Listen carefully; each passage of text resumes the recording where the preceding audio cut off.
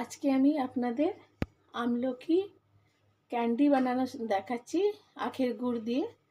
তার জন্য আমার লাগবে 500 গ্রাম আমলকি, 400 গ্রাম আখের গুড়, 1 চামচ আদা গ্রেট করা, 1 চামচ জিরে গুঁড়ো আর 8 চামচ বিট নুন।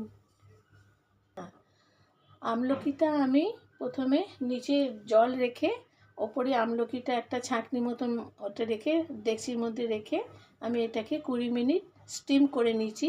স্টিম করার পরে যখন দেখবেন এটা ওই হয়ে যাচ্ছে আলাদা আলাদা ওপরে মানে হয়ে যাচ্ছে, সেপারেট হয়ে যাচ্ছে নিজে নিজে, তখন দেখবেন হয়ে গেছে, তখন গ্যাসটা অফ করে দেবেন।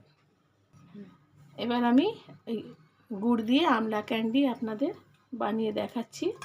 গুড়টাকে আমি দিয়ে দেবো। আমি গ্যাসটাকে অন করে ফ্রাইং প্যানটাকে একটু গরম করে নিয়েছি, এর মধ্যে আমি গুড়টা দিয়ে দিলাম।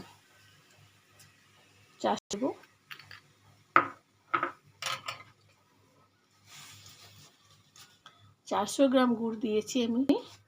গুড়টা একটু পাতলা হয়ে গেলে ওর মধ্যে আমি আমলকি স্টিম করা রেখে আছি, যেটা স্টিম করে রেখেছি সেটা এতে দিয়ে দেব।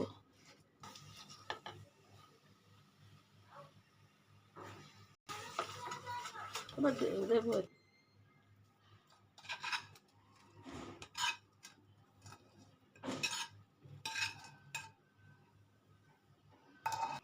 এবার মিক্স করব। এবার আমি এটা গুড়ের সাথে ভালো করে মিক্স করে নেব।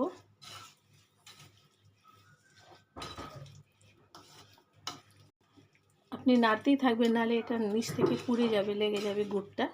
এই জন্য এটাকে আপনি সমানে নাড়তেই থাকবেন।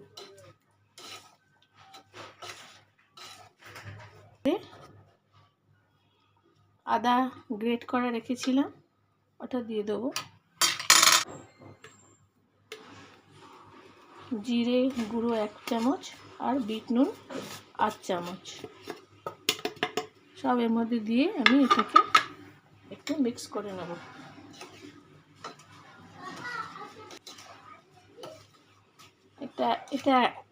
এটা হজমি মতন একটা জিনিস তৈরি হবে আমলকি দিয়ে, খুব ভালো। এটা খাবার পরে খেলে খুব ভালো হজম হয়ে যায়। তারপর চুলের জন্য, স্কিনের জন্য, চোখের জন্য আমলা তো খুবই ভালো।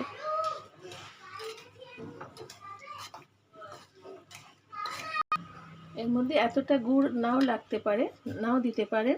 এটাকে আমি একটু রোদে এবার 2-3 দিন ধরে এটা রোদে আমি একটু শুকিয়ে নেব। এই আমলকিগুলো আমি ডিবেতে রেখে দিতে পারি।